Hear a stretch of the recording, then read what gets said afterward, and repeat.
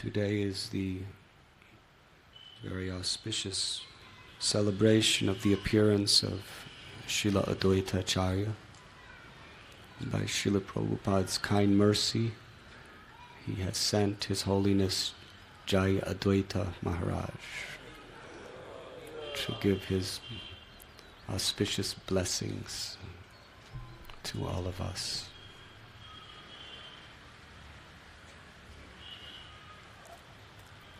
In the material world, people have the nature where they want to be the proprietor, the enjoyer, and the controller. But when we come to the level of Vaishnavism, we aspire to become beggars, begging for the mercy of the Lord and His devotees. As long as we think we're great, we are very small in the eyes of God, and we are spiritually stricken with poverty. When we assume the sentiment of a helpless beggar, then we receive the unlimited treasures of this spiritual world. To teach us this sacred principle, the Supreme Lord descends into this world again and again. Paritranaya sadhunam vinashaya chaduskritam dharma samstapanarataya sambhavami juge juge.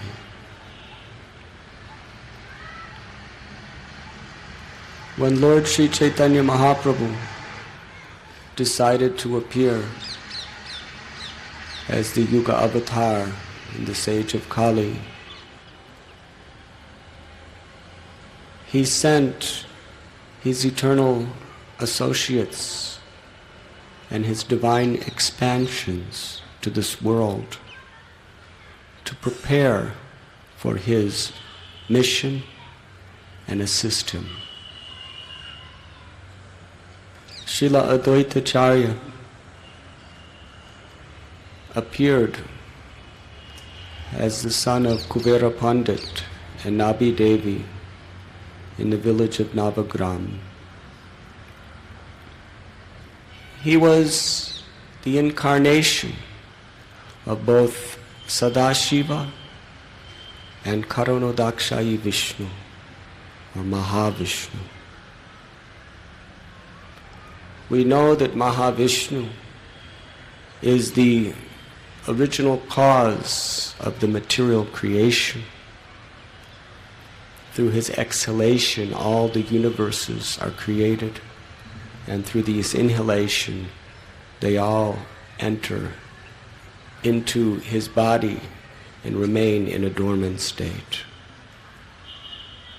Sri Mahavishnu appeared in the role of the most humble, sincere, and surrendered servant of the supreme cause of all causes, the original fountainhead of all incarnations, Sri Krishna Chaitanya Mahaprabhu. He preached the path of pure unalloyed devotional service. However, seeing the false pride that was victimizing the people of Kali Yuga, he understood that only if the original form of Krishna comes to this world could he induce people to take to the process of the Yuga Dharma, the congregational chanting of the holy names, Hare Krishna, Hare Krishna, Krishna Krishna, Hare Hare, Hare Ram, Ram Ram, Hare Hare.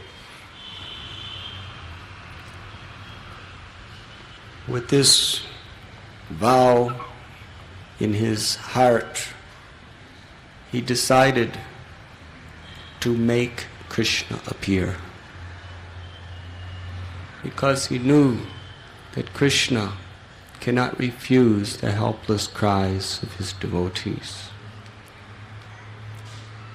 On the bank of the holy river Ganges, Srila Advaita Prabhu worshipped Krishna in the form of Shalagram Shila with Ganges water and tulasi leaves, with tears of compassion in his eyes.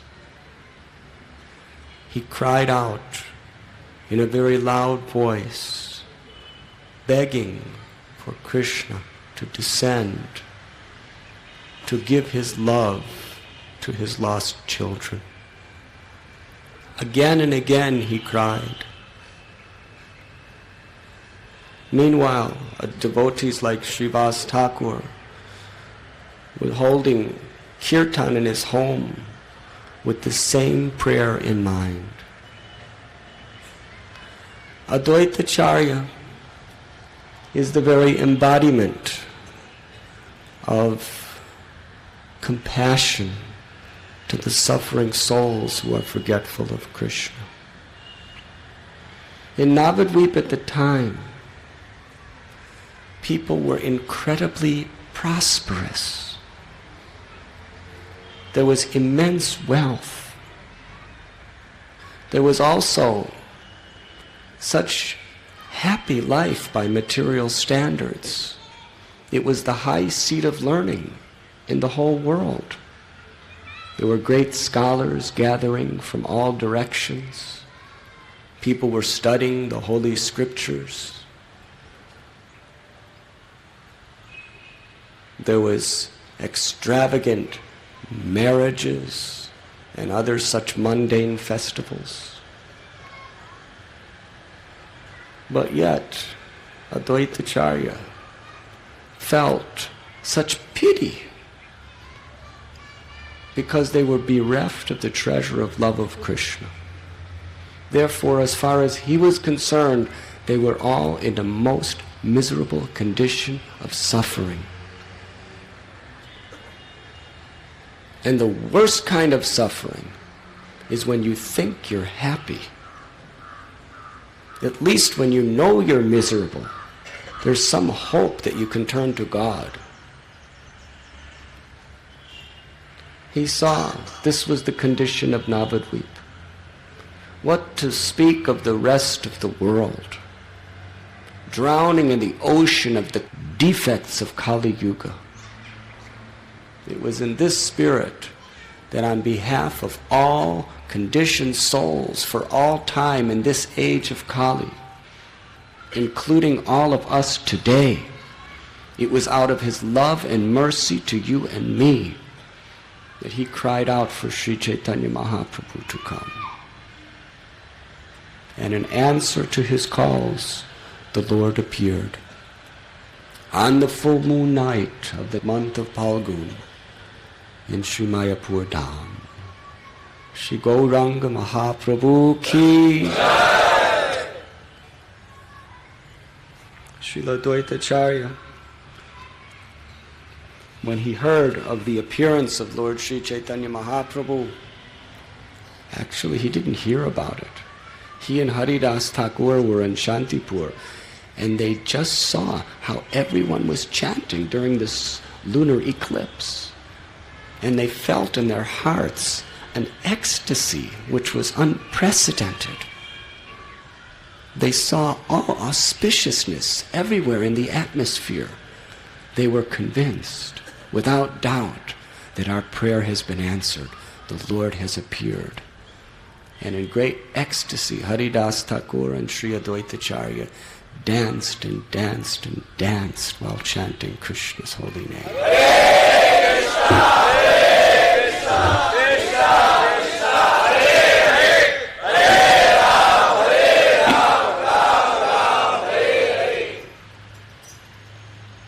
He sent his beloved consort, Sita Thakurani, to bring gifts to the child.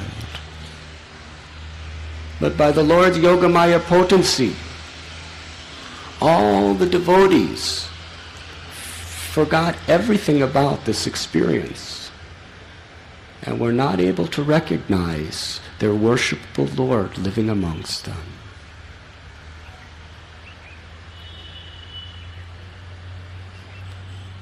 Nimai Pandit was so very attractive that they loved him just like they loved Krishna. But because at that time he was always speaking mundane subject matters, Advaita Acharya with the other devotees would go to the bank of the Ganges and pray to Lord Krishna, please make Nimai Pandit a Vaishnav. He can make the whole world chant the holy names.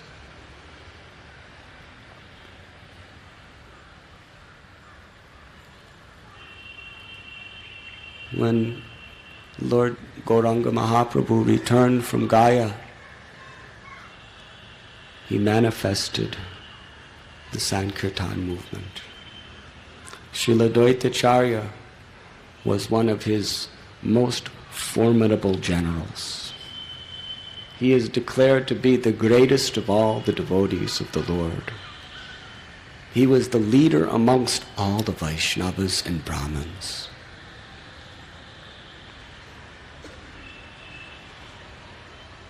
Lord Chaitanya worshipped Advaita Acharya as he would worship his own spiritual master, because he was a godbrother of his spiritual master. However, Advaita Acharya did not like this. Devotees actually hate to be honored. If you try to honor a devotee, they just want to serve. They just want to be a servant. And whatever honor they may be given, they just want to give it to somebody who deserves the honor. That is their heart. So there were so many beautiful transcendental pastimes recorded in the biography of the Lord, which describes how Advaita Acharya tried to somehow or other, by hook, crook, or trick, induce Chaitanya Mahaprabhu to accept him as a servant, even to the extent of preaching Mayavad philosophy, knowing that that was one thing the Lord could not tolerate. And when the Lord beat him, Advaita Acharya was in bliss. You have accepted me as your servant. You don't beat your master, you beat your servant.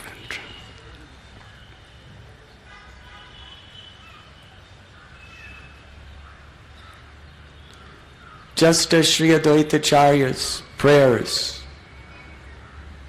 invited Lord Chaitanya to appear in this world, similarly, when Sri Advaita sent a very, very mystical poem to Sri Chaitanya Mahaprabhu, Lord Chaitanya understood, I have completed my duties as the Yuga avatar.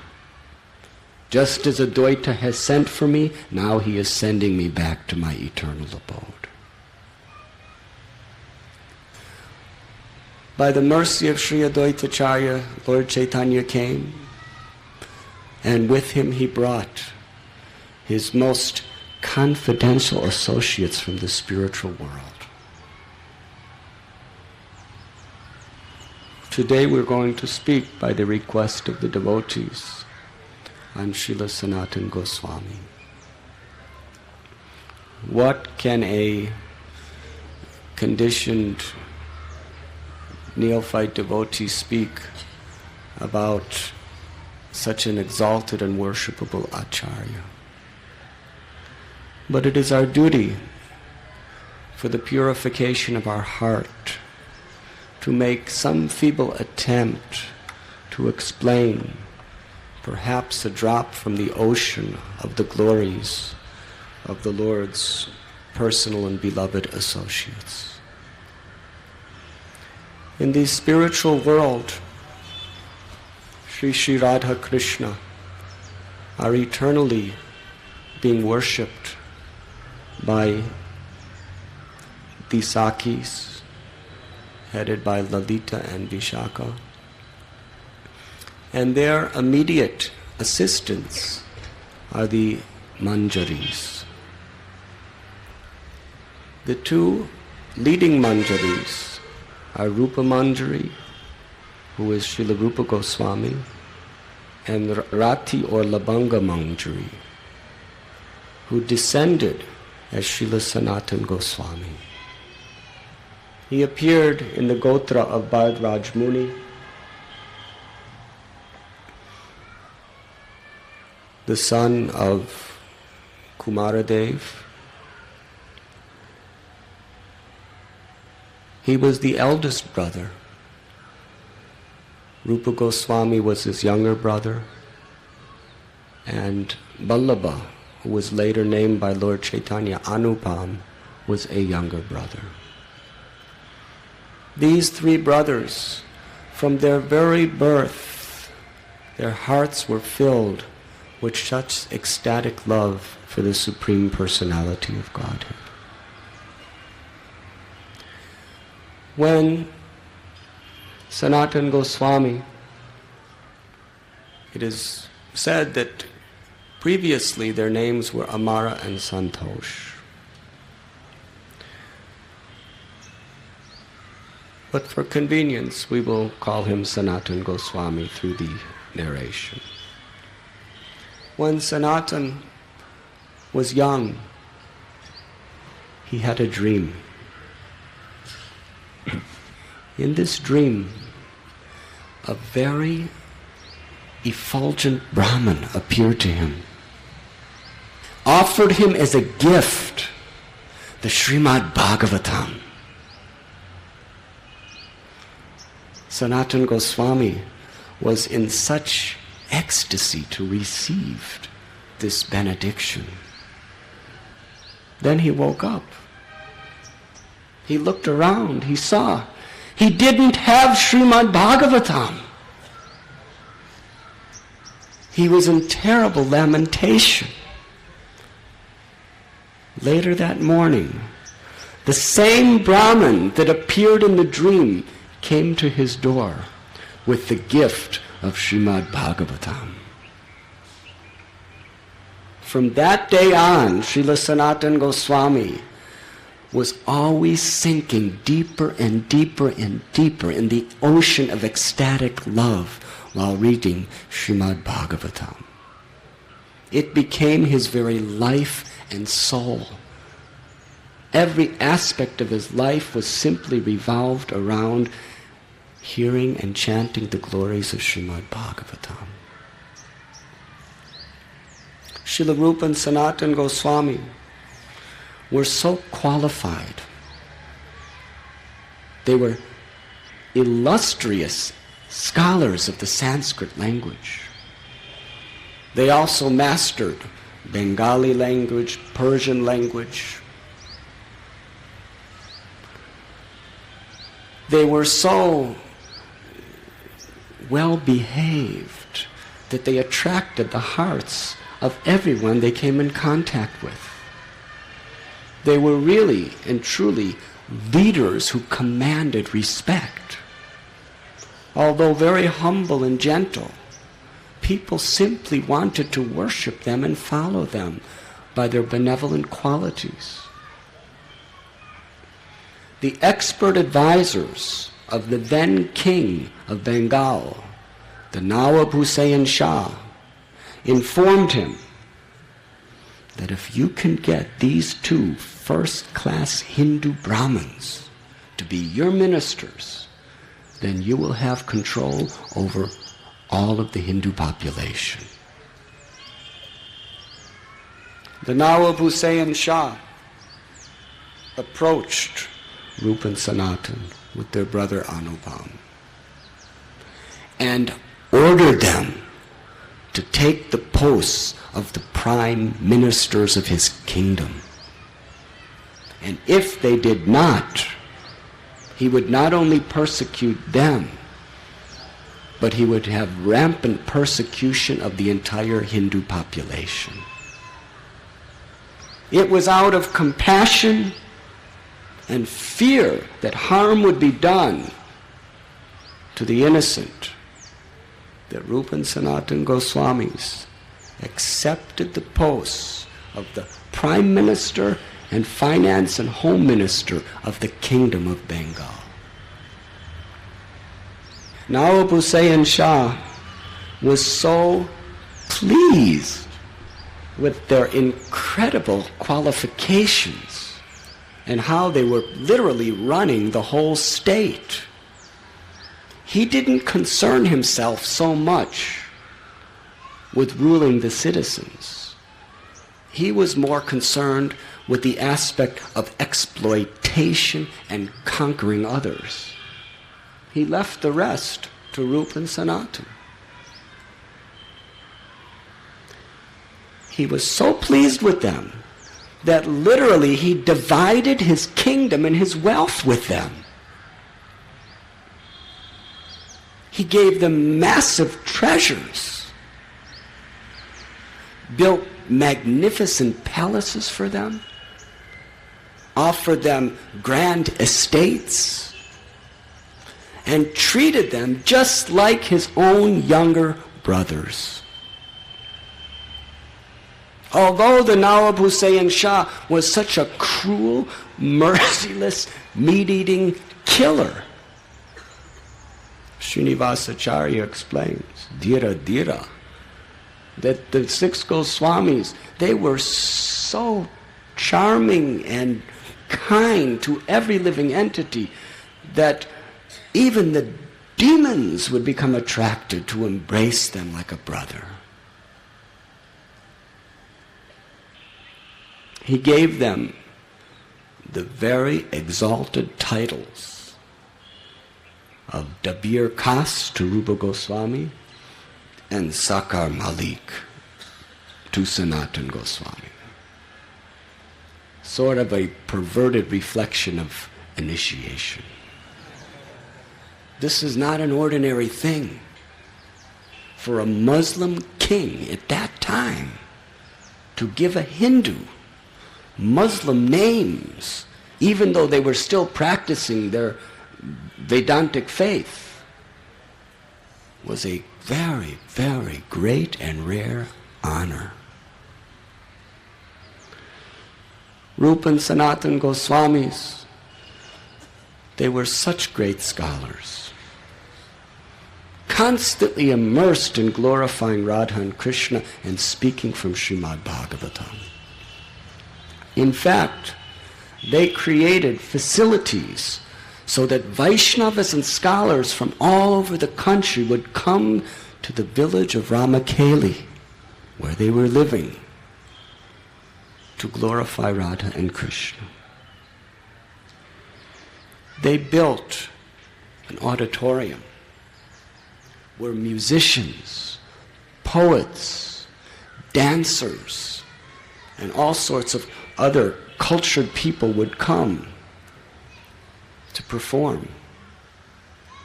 Scholars came from all directions just to hear Rupa and Sanatana Goswami speak from the Holy Scriptures. In fact, if a scholar wanted to write a book on the Nyaya philosophy, it would not be accepted unless it was approved by Rupa and Sanatana Goswami. When these Brahmins would come, Rupa and Sanatana would arrange housing for them. With their wealth, they built beautiful little houses on the bank of the Ganges in Ramakali. And when people would come, with great humility, they would welcome them and serve them. It is explained that Sanatana Goswami and Rupa Goswami, when they would sit in their court, they looked just like Indra, surrounded by a host of pundits. And while sitting in their raised platform in such a beautiful aristocratic way, their beauty was so charming that it melted the hearts of anyone who saw them. And they were continually smiling sweetly on everyone who came. They astonished both the citizens as well as all the guests that came. Because although they were in the highest positions, with folded hands, they would beg everyone for the blessing that they could attain pure devotional service to Sri Radha and Krishna. And they would very humbly and enthusiastically accept the position of servant.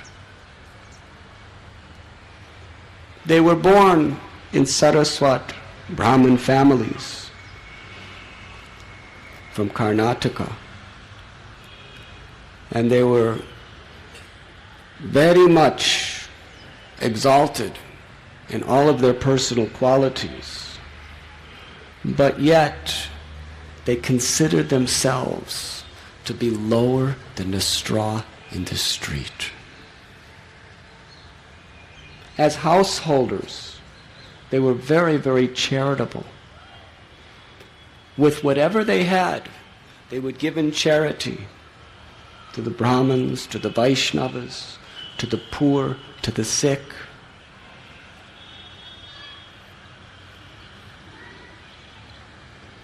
And it is explained that although in very, very high government positions, they never caused harm to anyone, and never in their lives did they ever insult anyone. The spiritual master of Sanatana Goswami was a great learned devotee of the name Vidya Vachaspati. He would oftentimes come to Ramakali and spend long durations of time. Sanatana Goswami learned all the Vedas from Vidya Vachaspati. The respect and love that Sanatana Goswami had for his spiritual master knew no bounds. Always eager to serve his guru. Always so enthusiastic to hear from him. In fact, Srila Sanatana Goswami, in his commentary of the 10th canto of Srimad Bhagavatam, entitled the Dasamatipani, he offers his prostrated obeisances and his surrendered devotion to his spiritual master, Srila Vidya Vachaspati. Rupa and Sanatana Goswami, living in Ramakali, they constructed a beautiful garden which they called Kadamba Kanana. They tried to make this garden a replica of Vrindavan. They excavated Radha Kund, Shama Kund. They planted auspicious trees of Vrindavan like Kadamba. In their personal time, they would spend in this garden, constantly immersed in meditating on Radha and Krishna's pastimes in Vrindavan. And they would continuously cry in separation.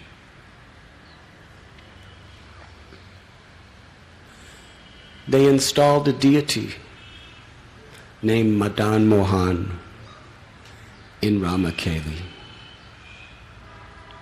Their whole lives were centered around the worship and glorification of Sri Sri Madan Mohan. Sanatana Goswami also wrote a very celebrated book, Sadachara Padahati, which describes how to achieve the ultimate perfection of life through devotional service to Sri Krishna. One night, Sanatana Goswami had a very historical dream. a beautiful, effulgent renunciate appeared to him. This renunciate was none other than the Supreme Personality of Godhead, Sri Krishna Chaitanya Mahaprabhu. Sanatana Goswami immediately felt his heart overflow with pure unalloyed love and devotion. This renounced person told him, do not become too much attached or entangled in this materialistic life. You should go to Vrindavan, excavate the holy places, and write Vaishnav literatures extolling the glories of pure devotional service. The dream ended. The next morning he went to his brother Rupa Goswami and told him about the dream. Rupa Goswami explained to him that, yes, I know, Lord Sri Caitanya Mahaprabhu is living within this world. I know it. He is the Supreme Personality of Godhead. We should surrender to him. From that day on, Rupa and Sanatana Goswami were eagerly awaiting that moment when they could surrender to their lives to Lord Chaitanya. They were feeling themselves so shameful that they were serving a violent, cruel, materialistic king. Therefore, they regretted their position. They considered themselves the most lowly and fallen of all souls. In fact, the father of Rupa and Sanatana Goswami, he lamented so terribly the position of his sons that he spent his life continuously performing yajnas and begging for atonement for the shameful position of their sons. What a Vaishnav he is. Most parents would be proud of their sons being prime ministers, multi-millionaires, the most influential scholars in all the world. But he was a real father, a Vaishnav father. He considered that they're not serving the Supreme Lord directly. Because they're associating with materialistic people, it is abominable. This is the love of a real parent. Their ultimate desire for their children is that they may have the association of saintly people.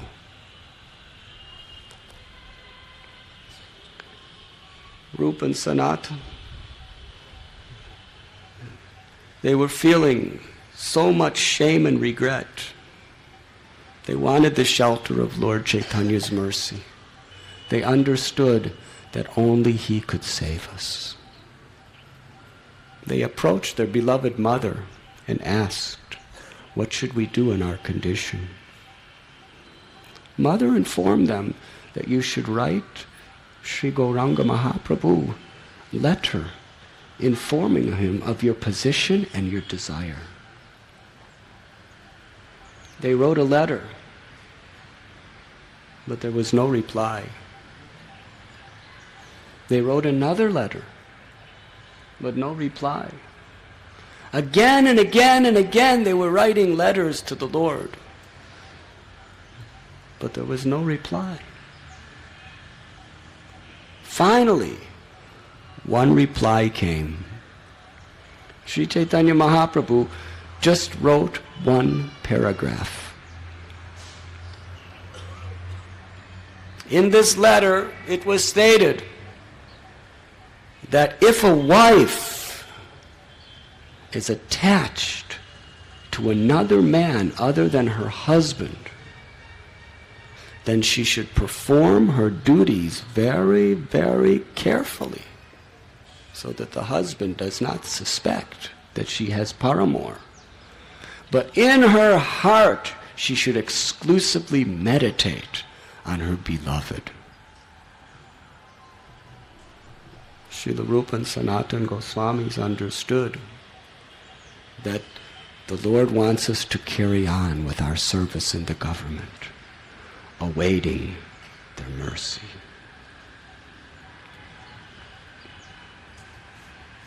Sri Caitanya Mahaprabhu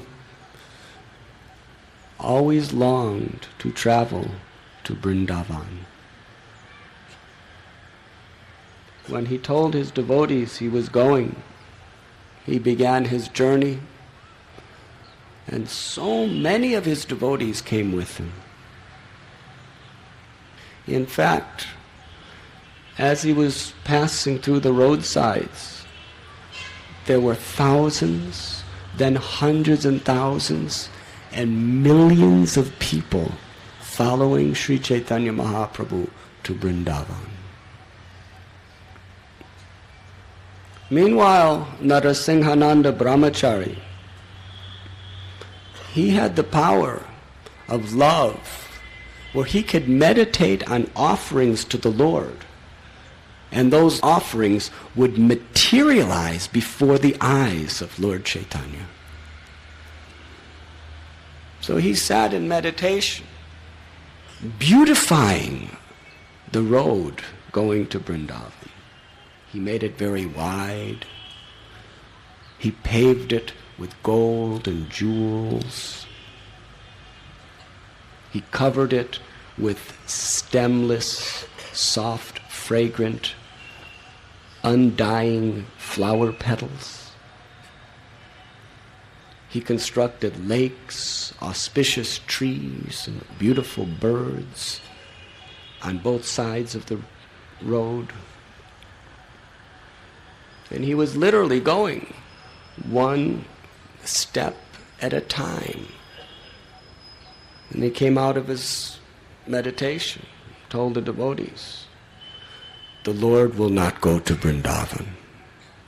He will go as far as Kanai Natashala, then he will return. The devotees were astounded. Chaitanya Mahaprabhu has longed for years and years to go to Vrindavan. He's on his way to Vrindavan. What could stop the Supreme Personality of Godhead from his desire? But at the same time, Narsingananda Brahmachari is a very good devotee. They were quite bewildered by this statement. Lord Chaitanya Mahaprabhu specifically went way off the proper route to Vrindavan just to meet Rupa and Sanatana Goswami. He came to the town of Ramakali. There he was performing his Sankirtan with millions of people in the very capital and residence of the Nawab Hussain Shah, who made very strict, punishable laws against anyone who practiced any other religion but his own in public.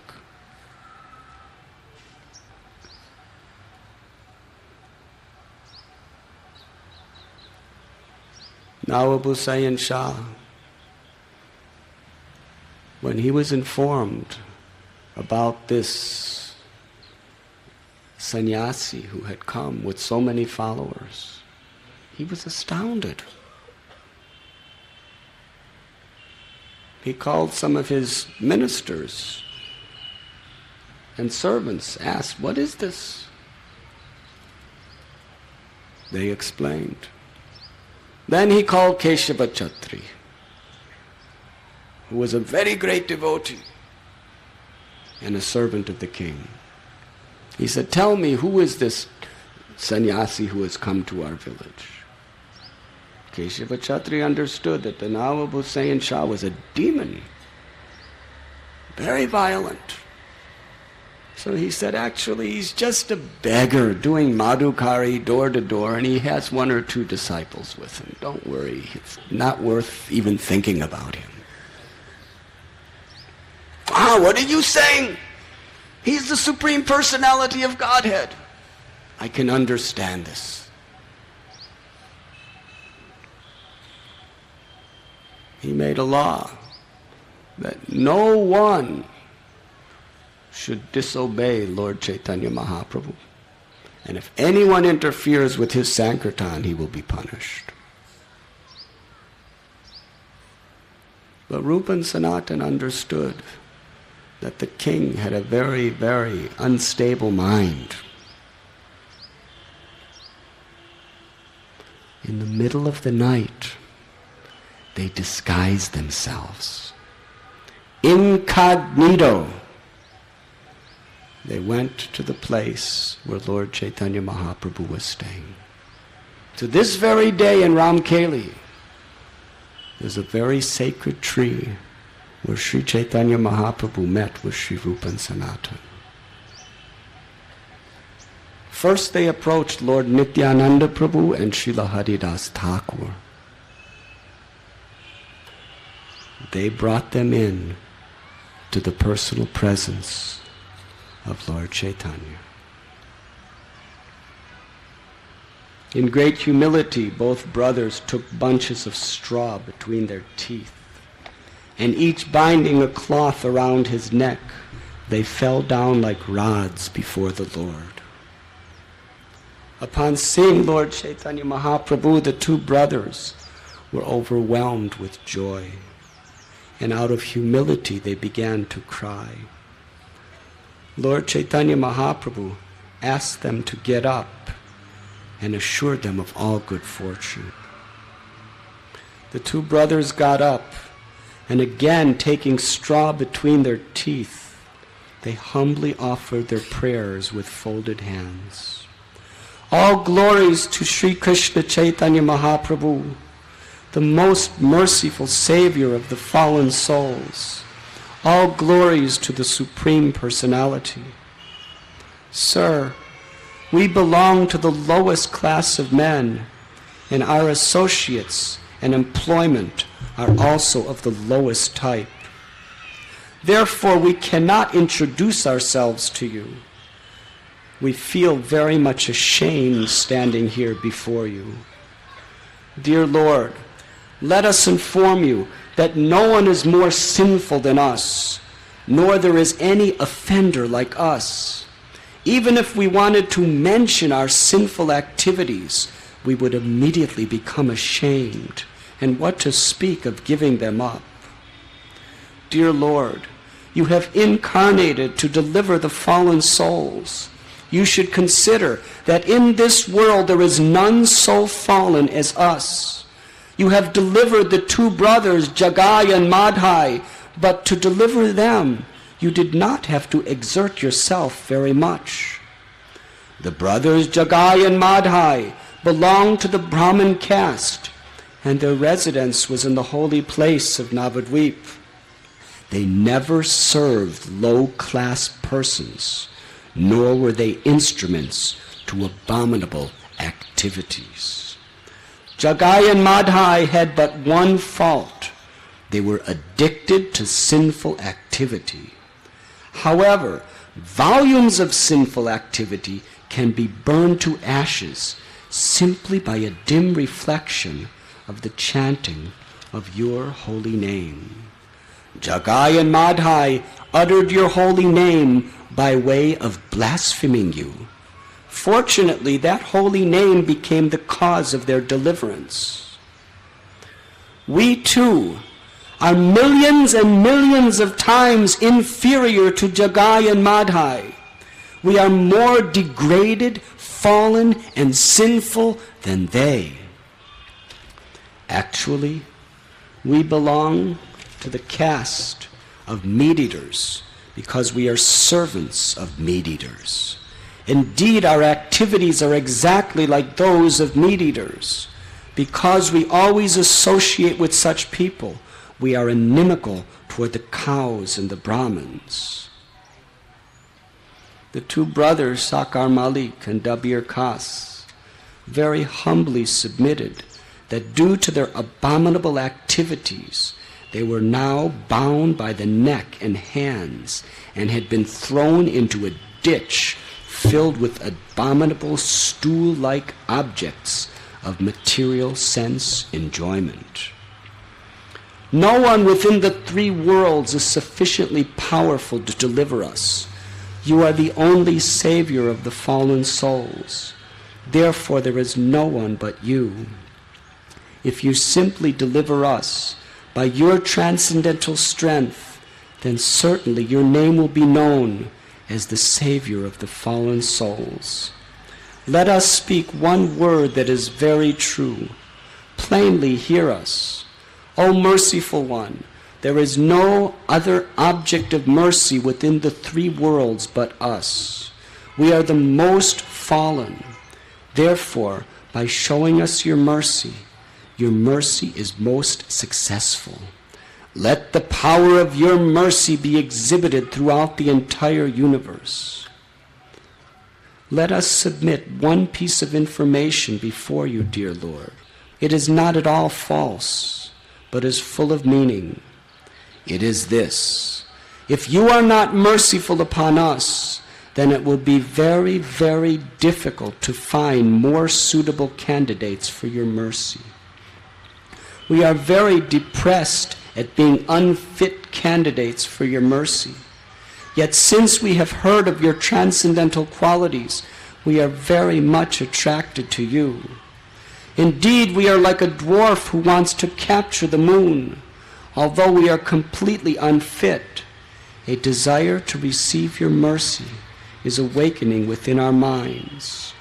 By serving you constantly, one is freed from all material desires and is completely pacified.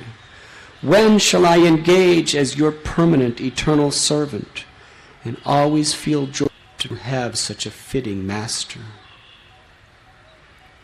After hearing this prayer by Dabir Khas and Sakar Malik, Lord Chaitanya said, "My dear two brothers, you are my very old servants. My dear Sakar Malik, from this day on, your name will be changed to Sanatana Goswami. My dear Dabir Khas, your name will be Srila Rupa Goswami. Please, please abandon your humility, for your humbleness is breaking my heart. You have written me several letters showing your humility, and I can understand your transcendental behavior from those letters. Therefore, just in order to teach you, I sent you that one verse. I really had no business coming here to Ramakali. I came just to see you two brothers. Everyone is asking, why did you go to Ramakali?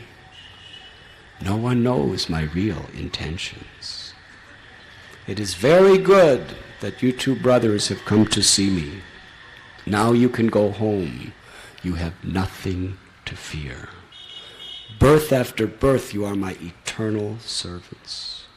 I am sure that Krishna will deliver you very soon." Sanatana Goswami then made an appeal to the Lord that you are going to Vrindavan with so many millions of people. It is better if you go alone or with one or two others, because Vrindavan is a very quiet and lonely forest. You will appreciate it much nicer if you go with a small group. Chaitanya Mahaprabhu bid farewell to Sri Rupa and Sanatana. He embraced them, and he placed his lotus feet on top of their heads. The next morning, the Lord continued his journey to Vrindavan. Then he came to a place called Kanai Natashala. There, he saw a forest that looked just like Vrindavan, circled by the holy river Ganga. He saw all these hundreds and thousands of people following him, trampling upon the bushes. He thought, what Sanatana Goswami said is correct. I should go to Vrindavan not with huge groups of people. People will just think I'm some sort of a magician coming with all these people just to attract attention. I should follow the advice of Sanatana. Now I will go back to Puri. When Lord Chaitanya Mahaprabhu returned to Puri, the devotees there were very much surprised to see him return. He told them, when I was in Ramakali, which I went with great difficulty, I met two exalted personalities, Sanatana Goswami and Rupa Goswami. They are truly the recipients of Krishna's mercy.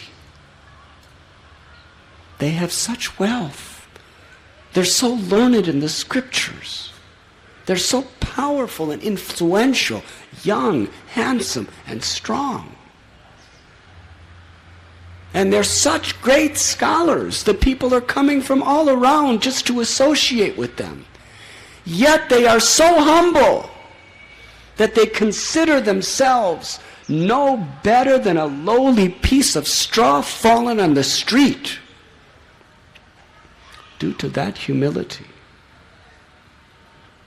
it is for certain that Krishna will certainly empower them. And I told them that Krishna will deliver you from this abominable position.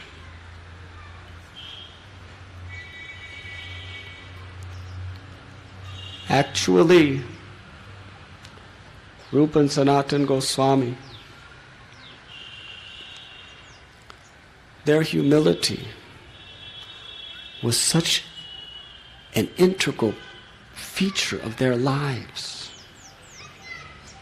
that it literally attracted the heart of the Lord to bestow upon him his complete causeless mercy. In fact, Sri Caitanya Mahaprabhu wanted to instruct the whole world on the importance of the principle of humility through his dearmost and favorite associates, Sri Rupa and Sanatana. Humility is the only quality that attracts the Supreme Personality of Godhead. And to teach this principle, the Supreme Lord himself personally appeared as Lord Chaitanya Mahaprabhu in the role of a devotee, demonstrating unprecedented quality of humility. And he taught that there is no possible way of finding real happiness except through this spirit of humility. The Bhakti Ratnakar declares that this was the message of Lord Chaitanya. But just see how Maya deludes the world. People are trying to find happiness by boasting what I have done, what I will do, and just see what I am doing. People are trying to find happiness by competing and trying to excel others just for name and fame. People are trying to accumulate so much wealth. What does anybody really need? A few rotis and a place to sleep. But we want so much for prestige. But Chaitanya Mahaprabhu taught that everything you're looking for your happiness is going to be the very cause of your suffering. Fear and anxiety.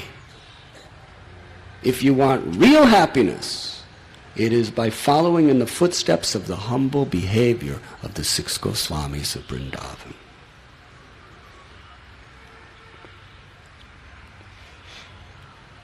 Sri Chaitanya Mahaprabhu bestowed his mercy on Rupa and Sanatana. After some time, they decided to resign from government service. They worshiped the deity of Madan Mohan, praying to him, please deliver us from this abominable position and give us the shelter of the mercy of Lord Chaitanya Mahaprabhu.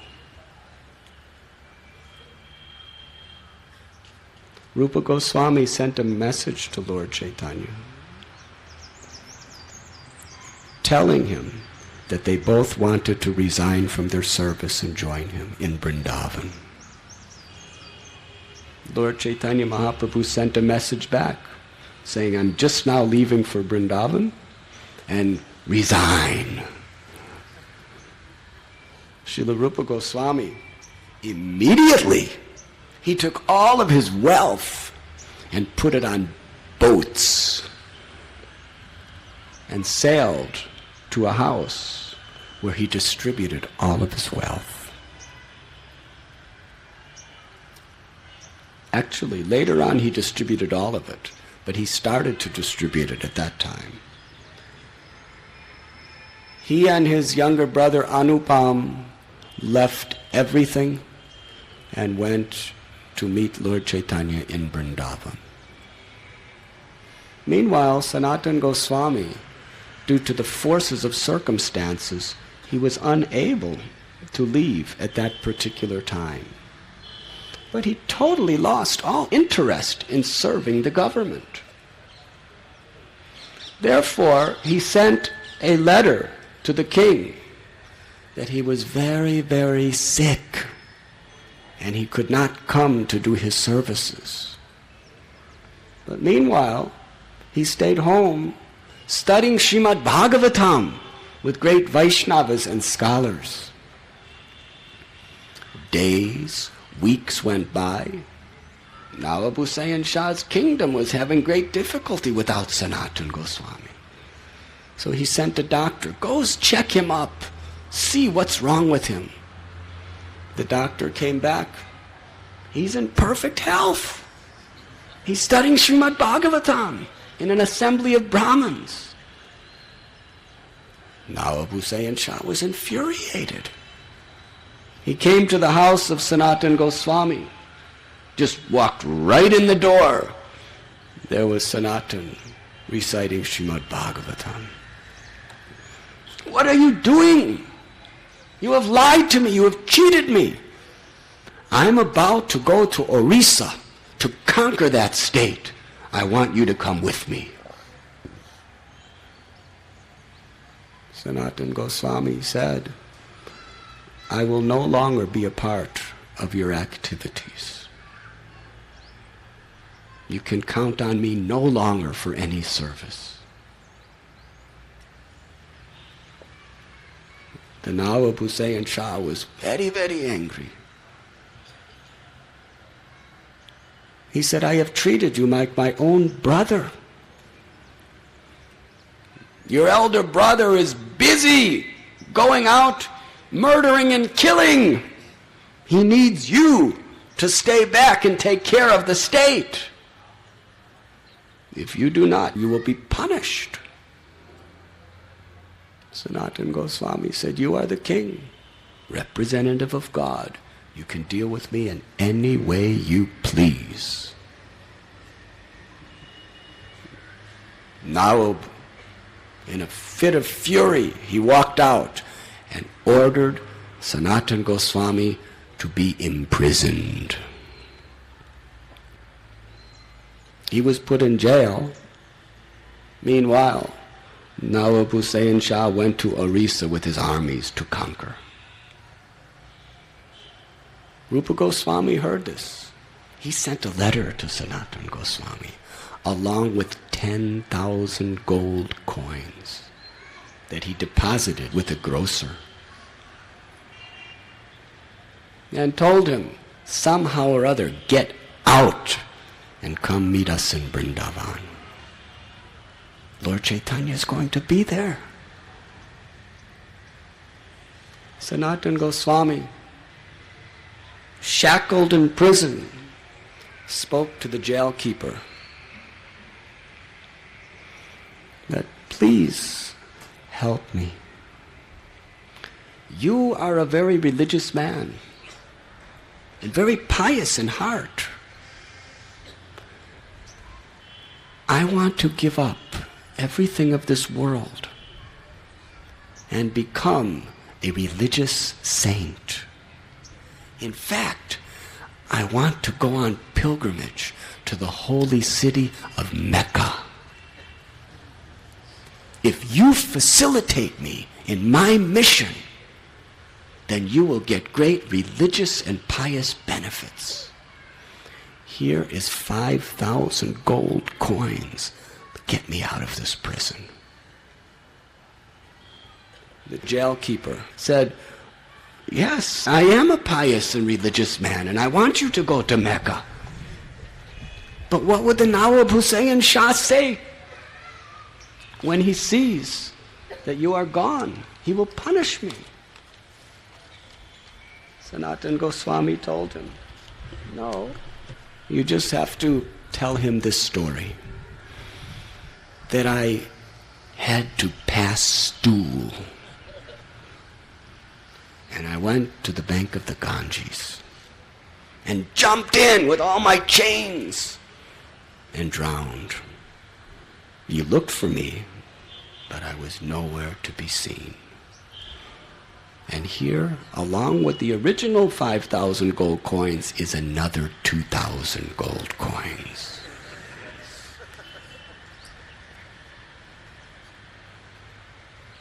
This argument was very convincing.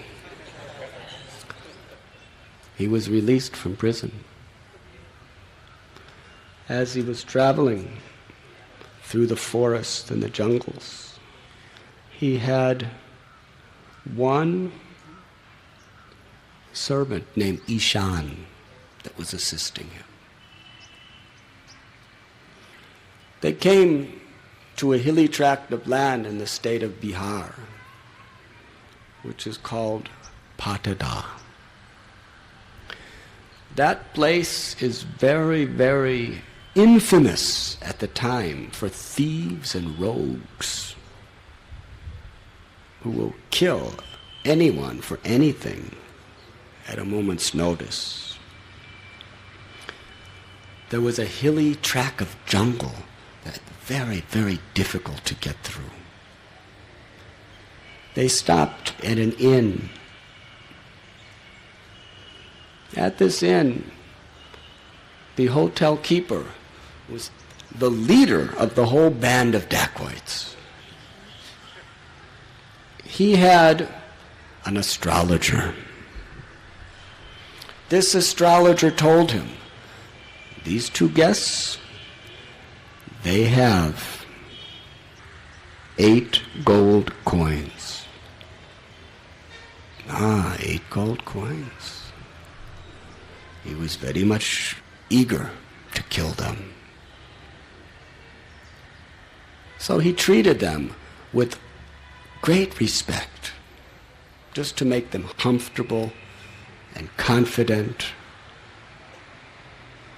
It is said, too much devotion is the sign of a thief. This applies to this case. Sanatana Goswami, being a government leader, he was diplomatic and he knew the spirit of diplomacy. So he was thinking, why is this man giving me so much respect and serving us so nicely? He must want to rob and kill us. Ishan, do you have any of those gold coins left? He said, yes, I have 7 gold coins. Immediately he took those coins to the innkeeper and said, I have these coins, you keep them.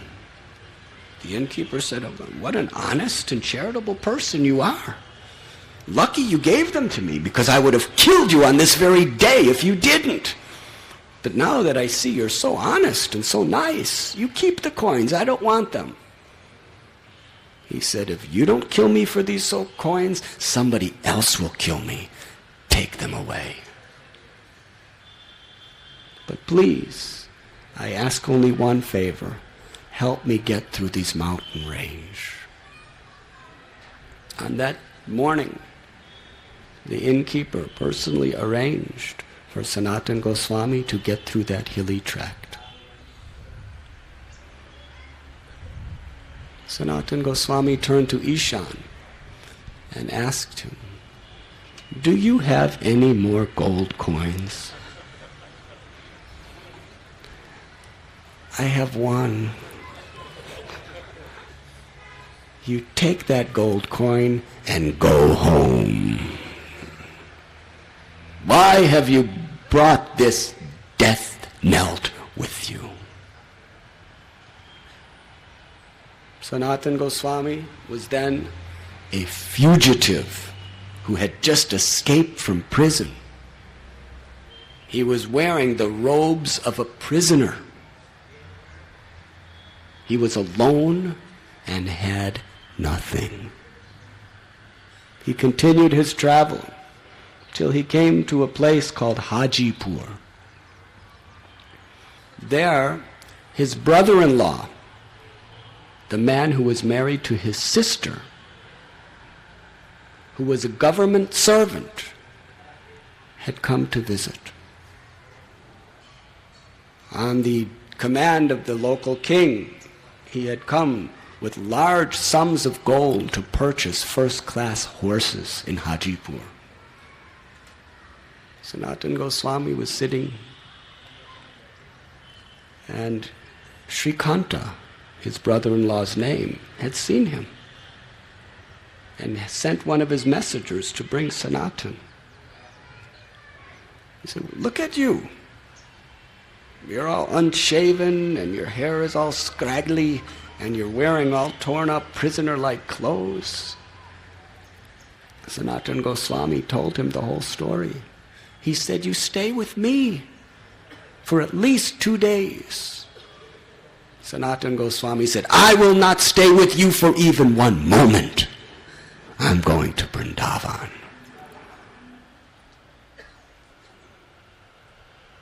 But somehow or other, Srikanta would appeal to him with so much affection to at least accept 1 brand new woolen blanket as a gift. Sanatana Goswami left on that very day. He came to Varanasi. There he heard that Sri Caitanya Mahaprabhu, he had already visited Vrindavan, and he was residing at the house of Chandrasekhar Acharya in Varanasi. Sanatana Goswami sat outside of the courtyard of Chandrasekhar. Lord Chaitanya told Chandrasekhar that there is a very great, pure-hearted, saintly Vaishnava outside. Please bring him into me. Chandrasekhar went out. There he saw Sanatana Goswami sitting. He went back in, told the Lord, there's no saintly Vaishnava out there. Is anyone out there? There's one Daravesh. There's one very dirty-looking Muslim mendicant. Bring him in immediately. That is who I'm looking for. Chandrasekhar brought Sanatana in.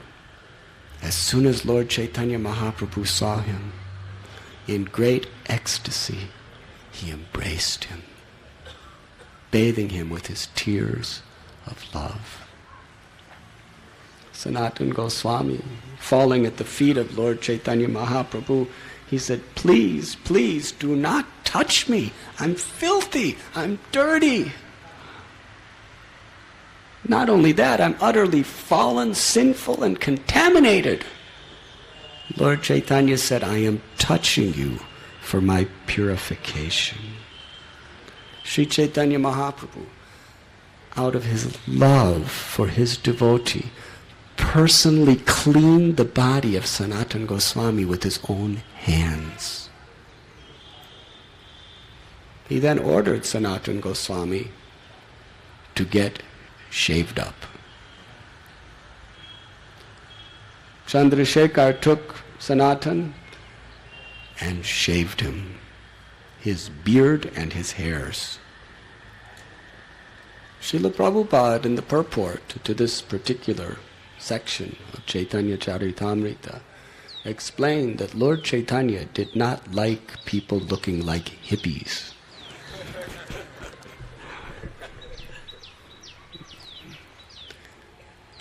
After taking his bath, Chandrasekhar gave him fresh new clothes. Sanatana Goswami rejected. I will not take new clothes. Then he came back to Lord Chaitanya Mahaprabhu, where he was introduced to Tapan Mishra. Lord Chaitanya Mahaprabhu would take prasad at the house of Tapan Mishra, and he would stay at the house of Chandrasekhar. So Tapan Mishra, he offered Sanatana Goswami brand new garments. He couldn't tolerate seeing him in such rags. Sanatana Goswami rejected it. He said, you give me just one old dhoti. So he brought him one of his old dhotis. Sanatana Goswami started ripping it in pieces and used that for loincloth, chadar, and kopan. Hare Krishna. Then he came and got the personal remnants of Sri Chaitanya Mahaprabhu. A Maharashtrian Brahmin, who was a great devotee of the Lord, invited Sanatana Goswami to come and take prasad at his house every day. Sanatana Goswami said, no, I will do madhukari. Each and every day, in the mood of a beggar, he would go house to house begging for a little bit of food. Sri Chaitanya Mahaprabhu was so very pleased to see the spirit of renunciation of Sanatana Goswami. But one time he looked at the blanket of Sanatana. Hare Krishna. Sanatana Goswami understood, he doesn't like this blanket that my brother-in-law gave me. He went to the bank of the Ganges, and at the bathing ghat there was a mendicant who had an old torn-up quilt that he was washing. Sanatana Goswami said, I'll give you this very costly new woolen blanket. You give me your old torn quilt. The mendicant said, what are you saying? Why are you making fun of me just because I'm so poor? Sanatana said, no, I'm serious. Take the blanket. Give me your quilt. He came back to Chaitanya Mahaprabhu. Lord Chaitanya asked, where is your blanket? He said, I gave it to a mendicant in exchange for this quilt. Lord Chaitanya said, very good. Now I can see that you have renounced the last shred of all material attachment. This is very good. What will people think? You're going around like a mendicant Vaishnav doing madhukari, house to house, asking for alms, and you're wearing such an expensive blanket? People will think you're a hypocrite. It's shameful. By the causeless mercy of Lord Sri Krishna, you have now been delivered from any last attachments to this material world. Sanatana Goswami, he replied, I do not know who is Krishna, but I know one thing. that it is your causeless mercy that has saved me. And I have no other hope than you. At that time, Sanatana Goswami put straw between his teeth. With folded palms, he bowed down at the lotus feet of Sri Caitanya Mahaprabhu. And he began to inquire. He said, "My Lord, I am from a low family, and all of my associates are of the lowest disposition. I am sinful, and I am addicted to sinful activities. My whole life is abominable. But by your causeless mercy you have accepted me as your servant. Please, my Lord, please instruct me. I do not know what is my duty. I do not know what is beneficial and what is detrimental for the real purpose of life. And yet, due to the influence of illusion, people are calling me a great learned scholar. And I am such a fool that I accept myself as such. Please tell me, what is my real duty in life? Who am I? Why am I suffering, birth after birth, the threefold miseries of material existence? How can I be benefited? My Lord, I do not know how to inquire about the goal of life from you. Please, out of your mercy, explain these truths to me." Lord Sri Caitanya Mahaprabhu replied to Sanatana Goswami that your humble quality is breaking my heart. You know all the truths of the conclusions of the Vedas. You are fit to propagate the cult of pure devotional service all over the world. There's nothing that you do not know. But still, it is the nature of a sadhu like you to inquire just for the sake of being strict.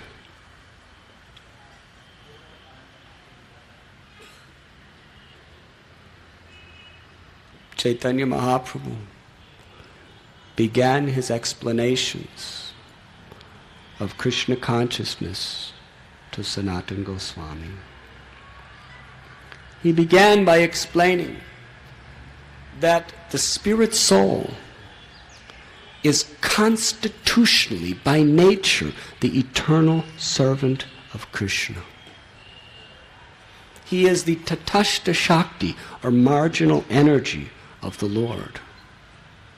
He is simultaneously one and different from the Supreme Personality of Godhead. Just as a single ray of the sun is non-different in quality than the sun planet, similarly, the spirit soul is of the same quality as the Lord, Satchidananda, but is constitutionally a fragmental, insignificant, tiny part and parcel of the Lord. Chaitanya Mahaprabhu taught Sanatana Goswami the philosophical truth of a Chintya Beta Beta Tattva. He described how the Lord has various energies spreading throughout all of creation.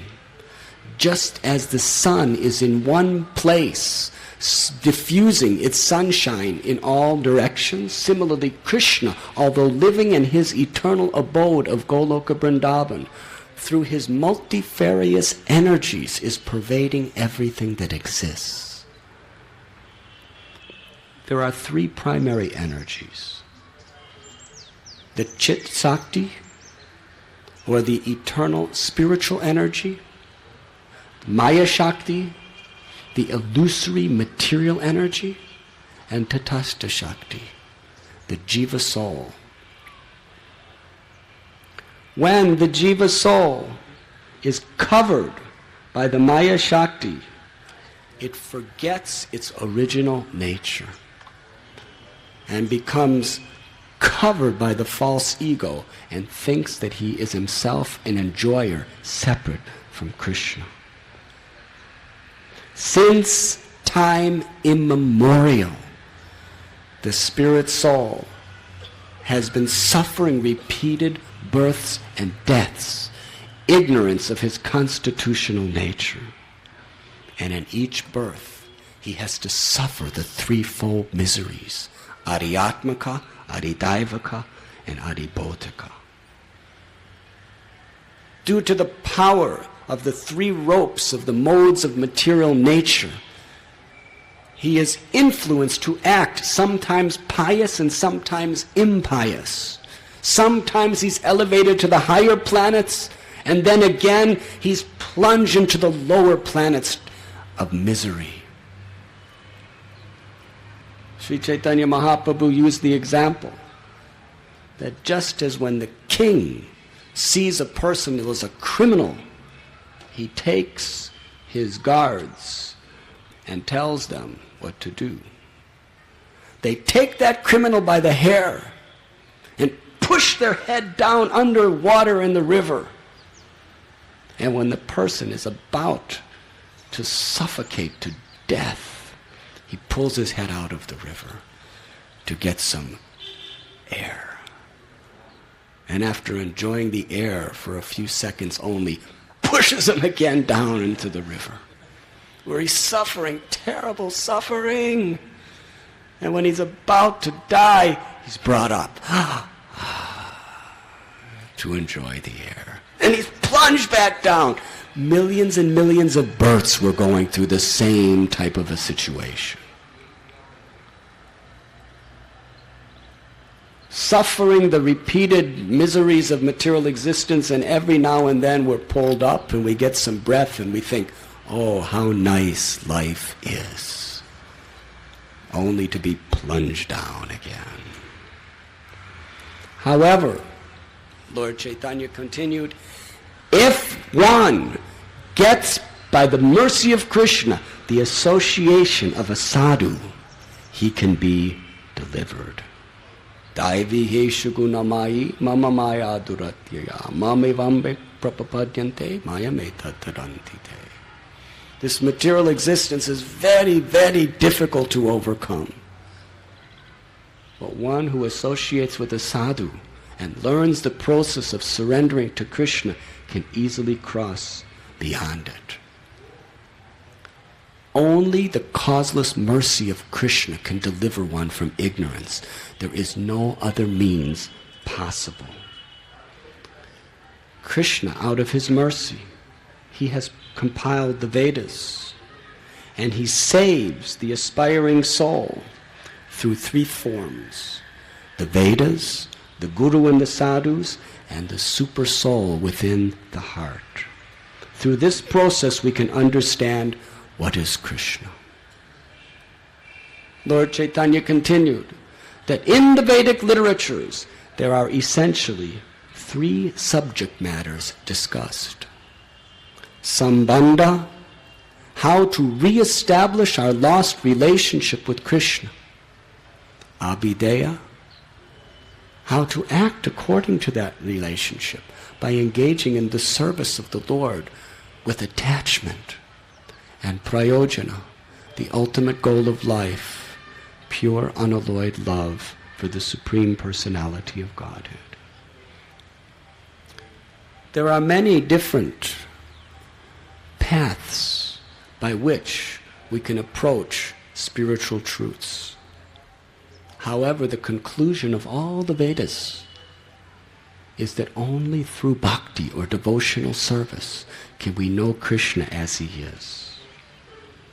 He told the story of an astrologer of the name Sarvagya, who was approached by a very poor, suffering man. The astrologer told him that your father has given you as inheritance a treasure of wealth. He said, where am I to find this wealth? The astrologer explained, if you dig in the southern direction, you will be bitten and stung by innumerable wasps. If you dig in the western direction, you will be harassed by a ghost. If you dig in the northern direction, you will be devoured by a big black serpent. But if you just dig little bit of ground in the eastern direction, you will find the pot of treasure.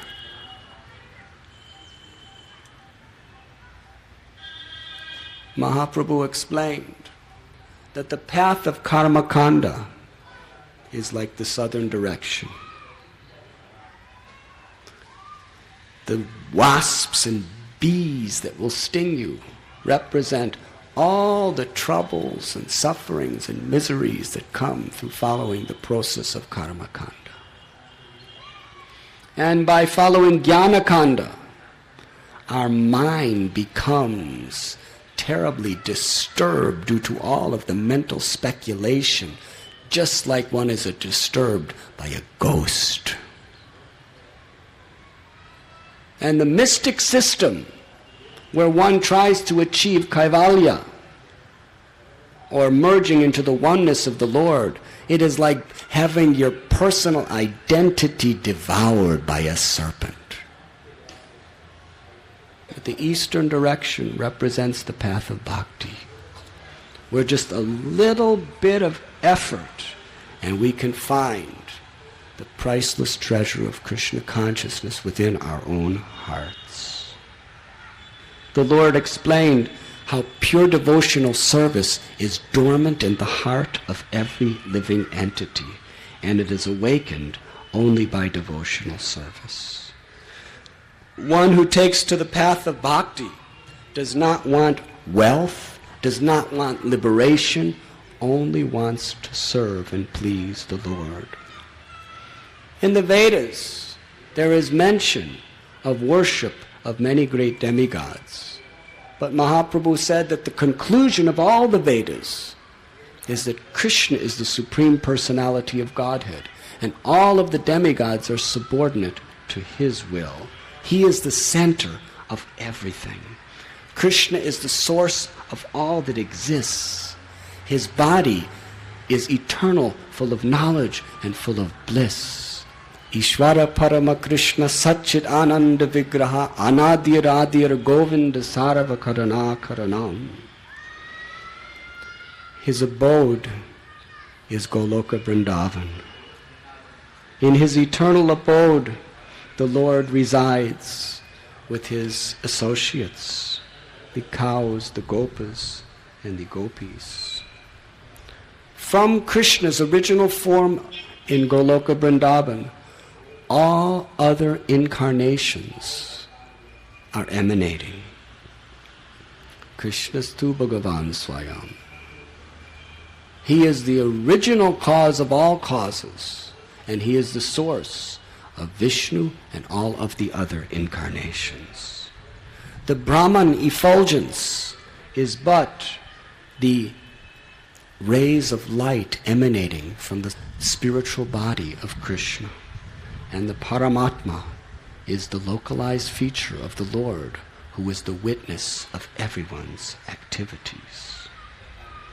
He divided the various incarnations of the Lord into three categories: Swayam Rupa, or the eternal form of the Lord; Tadikatma Rupa, other forms of himself directly; and Avesha Rupa, or empowered incarnations.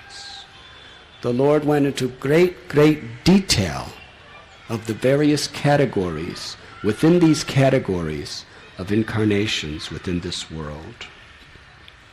He described how the creation of the cosmic manifestation takes place, beginning with the expansion of Lord Krishna, Karunodakshayi Vishnu, who exhales and creates all the various universes, and how by his glance he impregnates each universe with all the living entities who are to exist within them.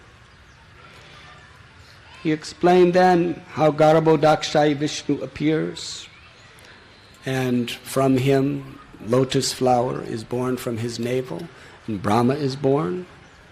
He reveals the Vedas to him.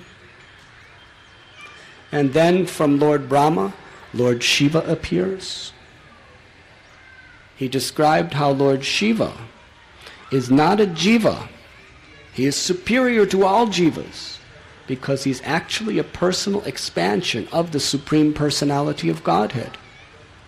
However, as milk is turned into yogurt, it is simultaneously milk but not milk. Similarly, Lord Shiva is eternally Vishnu, but still different from Vishnu. He is the greatest devotee of Vishnu. He is eternally accepting the role of a servant of Vishnu.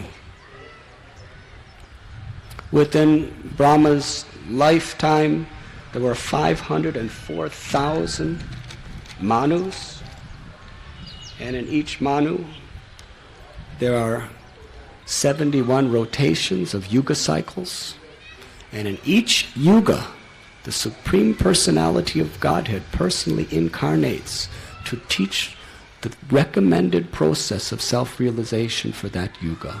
He is called the Yuga Avatar. In Satya Yuga, the Lord appears in a white complexion to teach the process of meditation.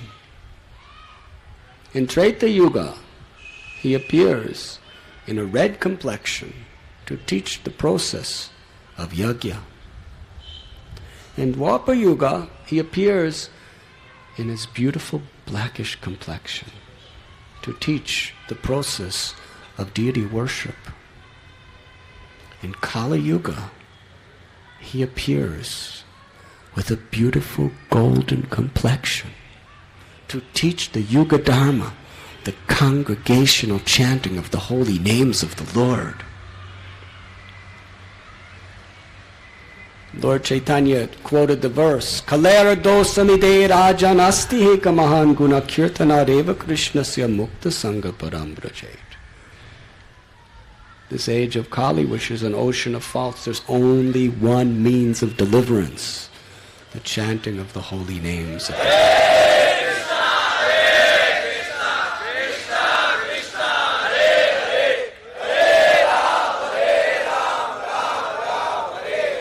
In fact, Mahaprabhu continued, the same results you get through thousands and thousands of years of meditation in Satya Yuga, to perfectly perform yajna in Treta Yuga,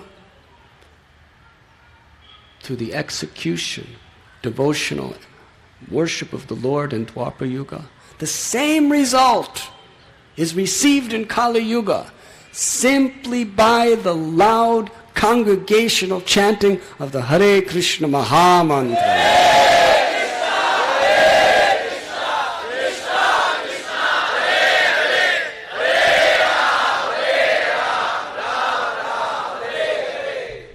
Sanatana Goswami then asked the Lord, how do I know who is the Yuga Avatar for Kali Yuga? Lord Chaitanya said, you must understand these things from the Holy Scriptures. He began citing various evidences from the Scriptures about the qualities of the Yuga Avatar. Sanatana Goswami said, oh, it's like this.